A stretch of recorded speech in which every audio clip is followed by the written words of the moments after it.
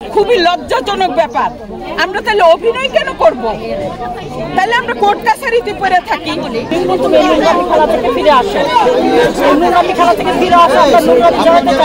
কাকে মূর্খ বলে, কারে শিক্ষিত বলে?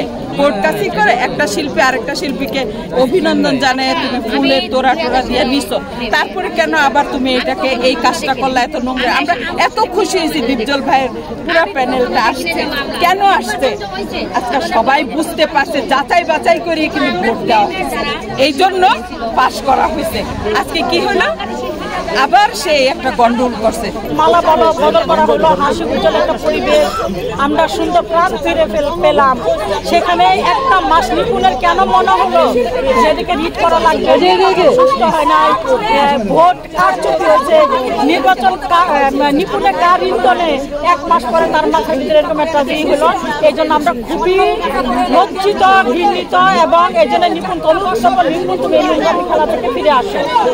এই নোংরামি খেলা থেকে ফিরে আসো, আমরা নোংরামি জড়াতে চাই না।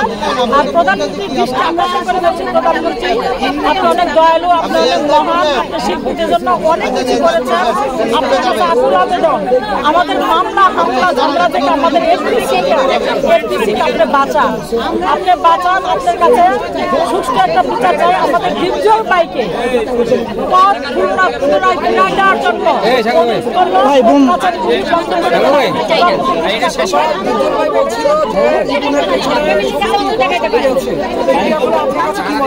আমি আসলে মনে করবো যে নিপুণটা অ্যাকচুয়ালি ভালো মেয়ে, কিন্তু কার ইন্ধনে এরকম করতেছে আমার মাথায় ঢুকে না।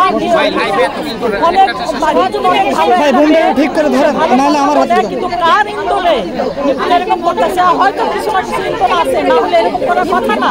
নিপুণ এরকম করার কথা না, ওকে কেউ উস্কিয়ে দিচ্ছে, ওকে কেউ উস্কাই দিয়ে ওর মাথাটাকে খেয়ে দিচ্ছে।